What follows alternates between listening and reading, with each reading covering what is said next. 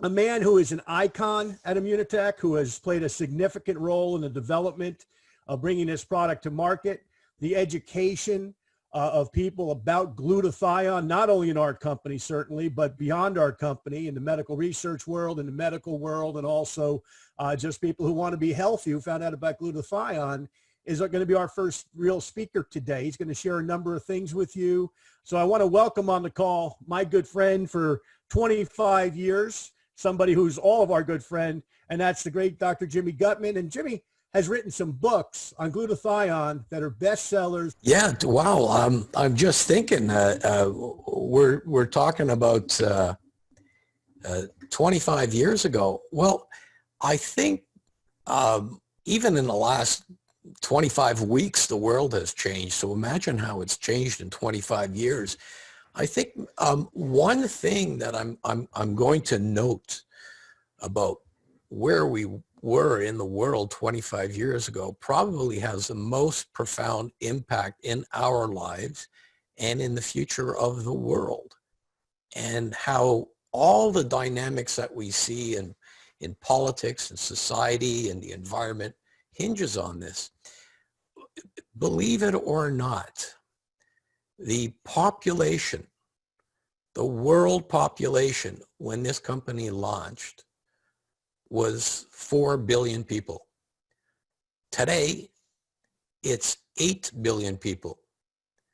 That's a doubling of the world's population since we started. And certainly if we keep on heading in this direction, it's going to be extremely challenging. But just think, we started when the world was half the size that it is now. So that's, for me, a big one. So Doctor, let's go back for one moment if we can here, because I don't want to miss people having the opportunity to know about your books. Dr. Gutman is considered to be now the world's leading authority on glutathione. He's written a number of books, a number of research papers. If you just want to share that with everybody for a minute, because I know they're going to want to know more about how to acquire them. Well, I'll put a slide up later on. This book I started writing 25 years ago. As soon as I met Dr. Bunos and looked at this project, I realized that it was too important for me to pass by. I changed my career just to pursue this one crazy little molecule called glutathione. So today's book, and we're in the 5th edition now, and boy, more than half a dozen different languages, is really just an extension of the first book. It just keeps on growing and growing, and honestly, every month that I'm on PubMed, I see another 30 articles that I would love to put into the next book. That's one problem with my book. It's outdated by the time I publish it, but it's an ongoing project.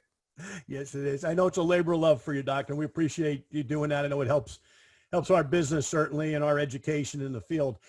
How would you say that the world has changed? If we go back, I referenced, of course, 1975, the very first collaboration between Dr. Kongshaven and Dr. Bunos. But how, in your opinion, has the world changed since Dr. Bunos and Dr. Kongshaven set out to do their research in the mid-1970s? Well, in the mid-1970s, they really were looking at something that was completely novel. In the 1970s, medical people just did not have any focus at all on nutrition or supplementation. This was just considered strange. In 1975, cornflakes was considered a great breakfast. And athletes, before they'd go onto the court or onto the field or onto the ice, they would have steak and French fries, or maybe even spaghetti and meatballs. I mean, we knew so little about nutrition and supplementation. This is a completely paradigm that we live in now. Most athletes and most people have an eloquence about what to put in their mouth that 5% of the people in 1975 knew about. And yet, this is when Dr. Bunos and Dr. Kongshaven started looking at a natural protein to improve our lives. They were just vastly ahead of their time. You know, Doctor, as you know, I've spoken several times this week, and I always enjoy our conversations. And I think we even picked the yesterday song. I think you actually picked it. I think it was a proper analogy to today, because we're covering so much history from yesterday, but so much relevant and important history. But, you know, 40 years is a long time, as everyone on this call certainly knows. But can you detail, if you will, some of the kind of momentous discoveries that Immunotec has made? And, you know, I understand that you have a little slideshow as well that you can share with us that'll be pretty entertaining. So if you want, why don't you put that up and let us enjoy it with you? I'd love to do that, barring any technical difficulties. So let me let me give it a shot here. Okay, so thank you for giving me the opportunity to plug my book as well. You can get the book at glutathione.org. But also there's some really, really good information on glutathione research on my Facebook page. That's updated quite regularly. I'm getting about 3 million views a year. So imagine that, John. When we started out, nobody knew about glutathione, and now my very humble Facebook page is getting 3 million sets of eyeballs trying to find out about glutathione. And I'm starting to put together a bunch of videos too, so you could find out on my channel on YouTube. So enough about me. Let's see if I can advance on to the next slide. Hold on one second. There we go. So here's an idea. We talked about 40 years ago, but actually I'm going to take you back way longer than that. You see that kid standing there with his funny shorts and Sunday shoes on? That's Gustavo Bunos. And he was born in Italy, and very fortunately in a small remote town, so that when World War II came out, although they were involved, they didn't suffer the kind of devastation that most of the rest of Europe felt. This slide here, this is Gus still in Italy, but take a look at him. He's the one in the white shirt without the jacket. Talk about style, eh? He had an Elvis haircut before Elvis was around. He had an Elvis haircut, not even being in the United States. So he was a pretty cool kid, and he grew up to be an equally cool adult. Gus, like most geniuses, I guess the best word to describe him was eccentric. He's looking really good here. His hair is in place. We took an hour to get him ready for this photograph. Usually he had his hair all over the place like Einstein, and his room was littered with papers and books, and he had a very cutting sense of humor. You needed thick skin to be around Gus, but what a brilliant man, and what a delight to be around, and how much we've all learned from Gus. Gus was a trained surgeon, and here you see in the operating room, and look at Gus's hand. You could tell he's Italian. He's got his hand up like that, going, "Where's my scalpel?" So he was trained as a surgeon, which is an unusual background for somebody who would be ultimately involved in nutrition. Now, how did that happen? Gus came to North America, looking for fame and fortune, just like probably a lot of people on this call did, or your parents or your grandparents. He made it over to Indiana. Here's the University Hospital in Indiana.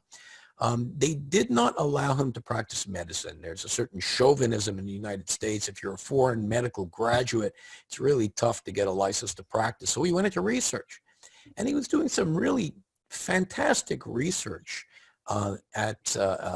in Indiana. But one day he received a pink slip in his mail from the United States government saying, "Okay, thank you for your time, but your visa is now expired. You need to leave the country." Now that sounds very stressful and very unfortunate, As it turns out, it wasn't unfortunate for me and the gang up here in Montreal. In fact, they tried, several individuals tried to pass, I don't know if it's called a law or a bill in the United States Congress, trying to get Gus to stay in the United States because his research was so brilliant. But ultimately the answer was no, get on a plane and leave. Now, Gus didn't want to go back to Italy. So where he went to, and I thank my lucky stars, and I think that John Molson and everybody else feel the same way. He came to Montreal. And here is an older picture of the Montreal General Hospital. And he got to Montreal and he decided he's going to do something a little bit different. So let me explain. This was his thinking. Being a surgeon, he raised a question.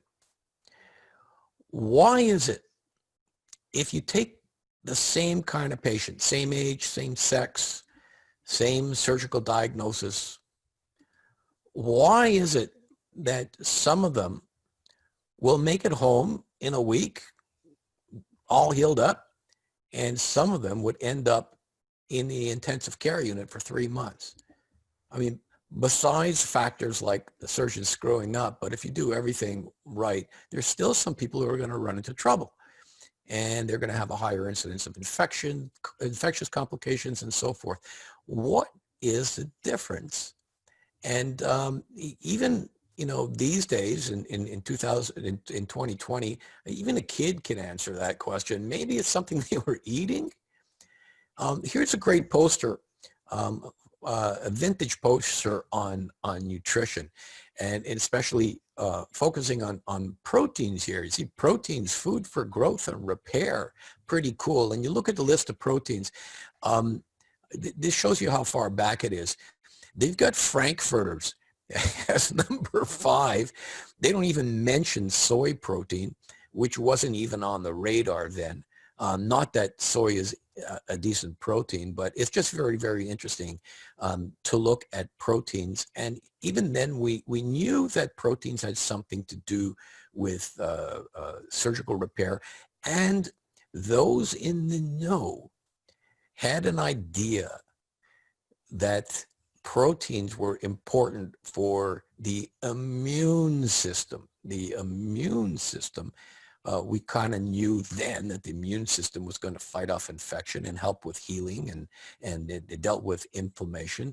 Now, Gus is a surgeon. What does he know about the immune system? In fact, in 1975, I posed the question, what did anybody know about the immune system? So some very clever individuals who knew Gus, for example, Dr. Dieter Beer, hooked him up with a up and coming, a rising superstar at McGill University. Now, this person, as you can see there, besides being a beautiful woman, and I say woman because in 1975, being a woman at that level of medicine wasn't common. It was not a place where a lot of women were. These days, medical school graduates, over 50% of them are women, but that wasn't the case then. There you see this rising superstar in immunology, Dr. Patricia Kongshaven.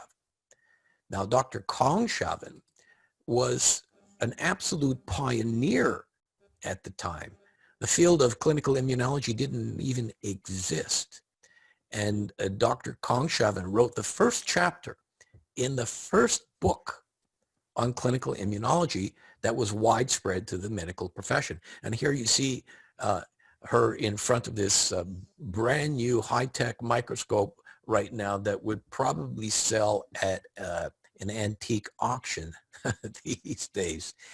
So she was an immunologist, and Dr. Bunos had a great idea, and they teamed up and they started looking at different proteins to see which kind of proteins or which kind of amino acids would have an effect on the immune system. And they started doing some really, really interesting work. Nothing that blew anybody's mind, but it was really interesting. And they're looking at plant proteins and animal proteins and soy and algae, you name it. And one day, this box shows up on Dr. Bunos' desk. And he opens up the box, and inside of the box is this fine white powder. Wow.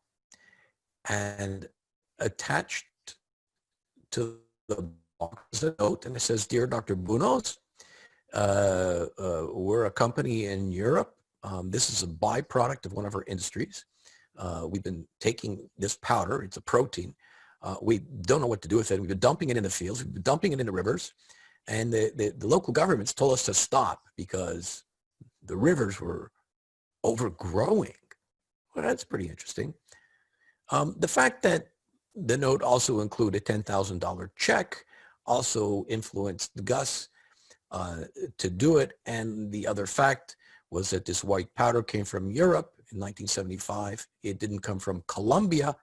So he figured he would put it into his experiments. Now, if we had the mute button off, I'd probably hear a couple chuckles there.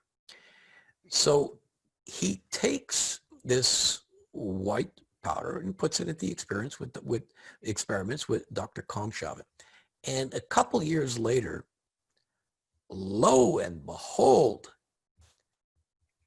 there are mice that are receiving this protein that are living.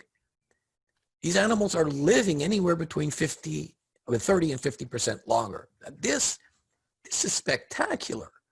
And now this is starting to draw some attention. Now, even now, John, people call us up and ask us to look at this natural product, look at that natural product. The experiments in mice have shown that the mice live 10% longer. 10%, come on. 50%, we did that 40 years ago. There's a lot of room before you can make an extrapolation to human beings. But this was interesting enough, and they started publishing some articles, and research monies started to become easier to acquire. One day, Gus, he was a great scientist, but he sure didn't take good care of himself, and he had some problems with his hips that required surgery. And just before he went into surgery, the experiments stopped working. This white protein powder just wasn't having the same effect on animals as it did before. This white and protein powder happened to be a derivative of the dairy industry. And the products stopped working, and Gus had to have a surgery, and he fell into a depression and was stuck in his apartment. So what do people stuck in an apartment do when they're depressed? Now during this pandemic, everybody knows the answer. You watch TV.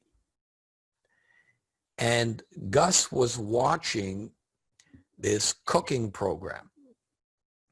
And the chef on the cooking program made a statement that the cheeses that he was getting from Europe just didn't taste as good as they used to. And he explained that one of the reasons why was that many of these European countries changed their laws so that in the dairy industry, the temperature of pasteurization, the heating temperature, the regulations were that they had to be higher because they were having some problems with bacterial contamination. And boom, a light goes on top of Gus's head. He says, maybe because they're heating the dairy, the protein that we're receiving has been heated, and the proteins, when exposed to heat, fall apart. They change their shape. They become what we call undenatured. In other words, not in their natural state. They become undenatured.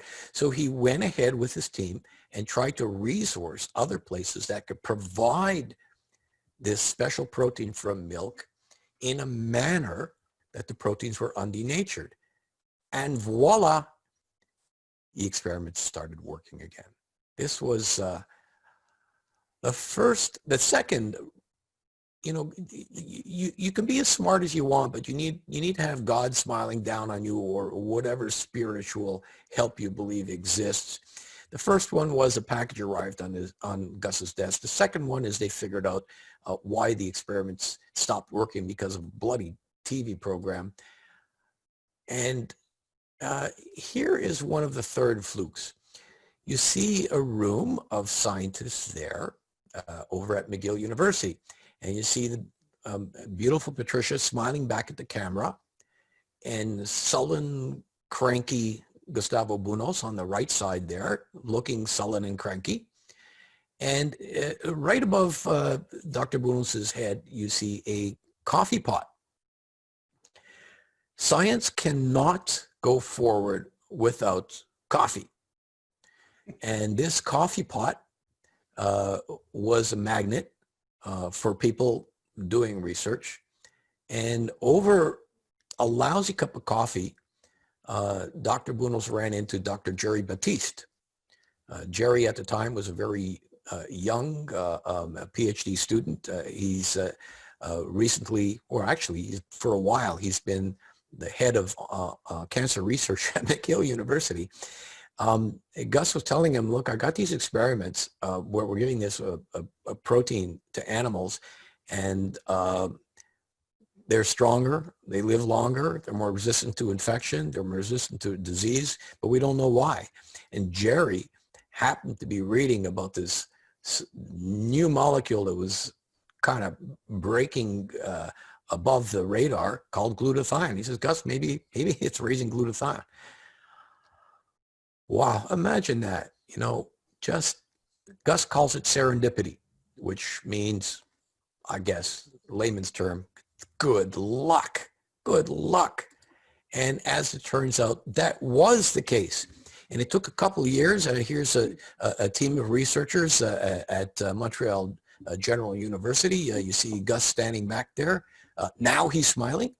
And they established the fact that, yes, in fact, this white protein powder was raising this substance called glutathione. And it was the glutathione that was manifesting itself by improving immune function. Remember, nobody knew this. Nobody knew this. Very few people knew that glutathione had anything to do with the immune system, never mind that glutathione could be raised with a natural protein. Brand new, groundbreaking. And today, again, 2020, there's over 150,000 medical published articles on glutathione. And I think I can say with some confidence that much of this research, thousands of these articles, are as a result of the discoveries that Dr. Kongshaven and Dr. Bunos made about glutathione. No one knew that it raised the immune function and had all these other incredible beneficial effects on human beings. So I think that everybody on this call can take pride in the fact that it was your company, Immunotec, that started this vast field. So now that we knew that it raised glutathione, well, let's start looking at some glutathione deficiency diseases. And one of the things that was noted in the 1980s, and those of you who are in medicine in my age, you know that 1980s, that's when AIDS started raising its ugly head. If you got AIDS in the 1980s, it was essentially a kiss of death. And we wanted to do a human study. And it's not so easy. You just decide to do a human study. You've got ethical boards and review boards and the government to deal with. And doing a human study with an unknown substance is hard. But we applied to look at AIDS because it was described that AIDS was glutathione deficient. And I'm going to make this very, very crude. Just to give you an example of how some of these things work, I guess the ethical review boards are saying, you know, these people are going to die anyways. Go ahead and have fun with your white protein powder, and we did.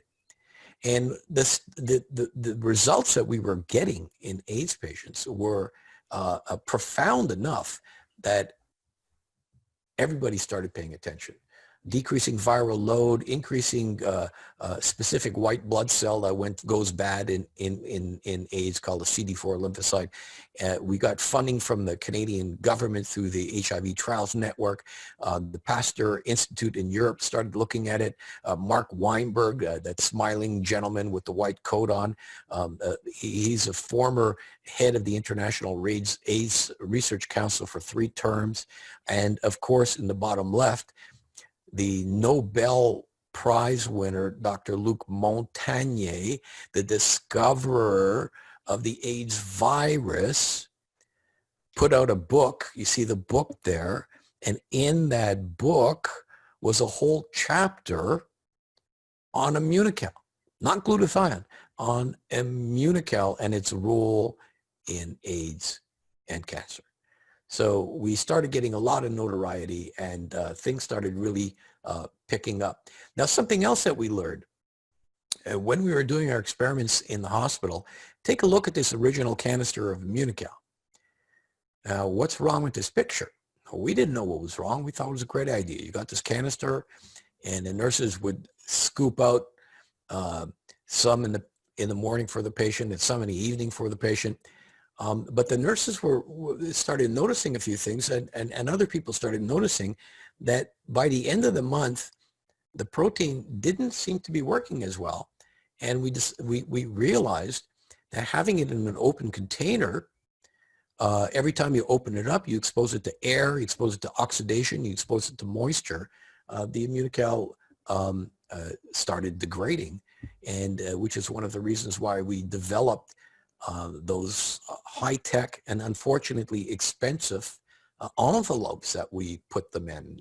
This is one of our earlier boxes with 30 of the envelopes. It says HMS 90 because in Canada we weren't allowed using the word Immunical because I had the word immune in it, and that seemed to be too aggressive a claim.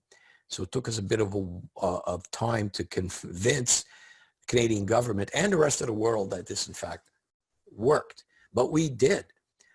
Publication after publication after publication, not just in AIDS, but in cancer, in hepatitis, in all kinds of infectious disease, in pulmonary or lung medicine, and on and on and on. And of course, all the while accumulating patents. I'm showing the American ones because the Americans online realize that it's really only the American patents that count. But we have over 80, I don't know, maybe pushing 100 international patents on Immunical as a way to raise glutathione, to raise the immune system, as a therapy for HIV, AIDS. We have a patent for Immunical in cancer, and on and on. I wish we would be able to use this in marketing, but please understand this. Everybody understand this. We cannot make medical claims about Immunical in a marketing venue. Even though we have the patents and the research, you can't do that. You talk about how Immunical makes you healthier, stronger, even smarter, but you can't make a specific medical claim. But we've proven that. A little bit later on, here's a picture of Dr. Wolf Droge. Wolf was working at a very famous place called the Max Planck Institute in Heidelberg, Germany. Wolf was a leader, not just in immunology, but in the aging process, and more specifically, oxidative stress. And of course, if you're a specialist in oxidative stress, you have to be a specialist in glutathione. And our work was compelling enough that Dr. Droge moved from Germany to Montreal to work with Immunotec. And with Dr. Droge, we really started getting into large human studies, and for myself, just to have spent time with Dr. Bunos, Dr. Kongshaven, and now Dr. Droga. I mean, I'm really the lucky one. Here's a picture of Dr. Bunos and Dr. Droga. Patricia at the time was in Vancouver. There I am, sporting a reasonably good head of hair. And that other really good-looking guy over there is John Molson. John was our vice president of research and product development for 20 years. And John was really a driving force, getting things done that should have been impossible, making inroads into connections with universities and other researchers. Should have been impossible, and John managed to do this. Now, as you know, I was in academic emergency medicine for many years. I've taught thousands of doctors and thousands of medical students. I say that John was perhaps my best medical student. The man was a sponge. He was a glutton for learning, and had no medical background at all. But we'll speak to John a little bit later on. But John is a non-medical expert in glutathione and one of the world's best. And eventually we had enough substance in our research to be able to get Health Canada to give us the rights to make an immune system claim.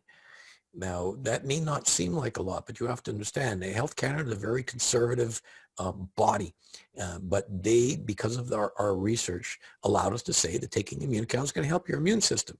Doesn't sound like much. Try to find another product that has that claim. And John, being an elite athlete, said to the team, you know, you got to be looking not just at sick people. Let's start looking at healthy people. Let's look at the healthiest people there are, the athletes. And here's a study where we demonstrated in young athletes, we increased their strength, their muscle strength, between 10 and 15%. And then we followed up a number of years later. We looked at healthy geriatric patients. We increased their strength by 10%. This is a difference between using a cane and playing with your kids in the backyard. I mean, just amazing stuff.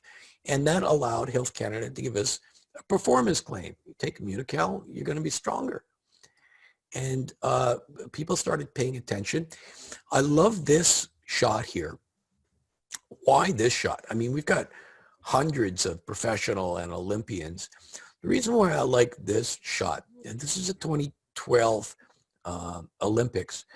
You know, we had British cyclists on our products that got gold.